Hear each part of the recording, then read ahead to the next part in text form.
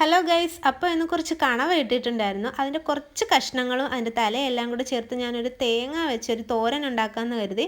അപ്പോൾ കുറച്ച് കുരുമുളക് പൊടിയും മഞ്ഞൾപ്പൊടിയും ഉപ്പും കൂടെ ചേർത്ത് ഞാൻ വേവിക്കാൻ വെച്ചു. പിന്നെ അരപ്പ് തയ്യാറാക്കാനായിട്ട് കുറച്ച് ഗരം മസാലപ്പൊടി, പെരുംജീരകപ്പൊടി, കുരുമുളക് പൊടി, മഞ്ഞൾപ്പൊടി, ഉപ്പ്, കറിവേപ്പില ഇതെല്ലാം കൂടെ ചേർത്ത് ഒതുക്കി വെച്ചു. ഒരു കൊച്ചു സവാള കുനുകുനാന്ന് അരിഞ്ഞ് അതിനകത്തോട്ട് ചേർത്തിട്ടുണ്ടായിരുന്നു. പിന്നെ വെള്ളം കുറച്ച് വറ്റിയപ്പോഴേക്കും ഞാൻ ആ അരപ്പ് ചേർത്ത് കൊടുത്തു. പിന്നെ കുറച്ച് വെള്ളത്തിലും കൂടെ വെച്ച് വേവിക്കണം, അരപ്പ് വേകണമല്ലോ. അത് കഴിഞ്ഞ് പിന്നെ വേറൊരു പാത്രത്തിലോട്ട് മാറ്റിയിട്ട് ആ പാത്രത്തിൽ തന്നെ കടുക് താളിക്കാൻ തുടങ്ങി. കടുകും പൊട്ടിച്ചു, കറിവേപ്പിലയും ഇട്ട് പിന്നെ കുറച്ച് വറ്റൽമുളകും കൂടെ ചേർത്ത് കൊടുത്തിട്ടുണ്ടായിരുന്നു.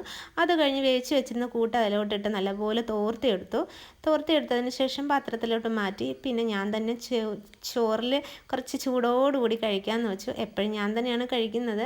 അപ്പം ഞാൻ കഴിച്ചു. എനിക്ക് ഒത്തിരി ഇഷ്ടമാണ്. എൻ്റെ അമ്മ ഒരുപാട് പ്രാവശ്യം ഉണ്ടാക്കി തന്നിട്ടുള്ളതാണ്.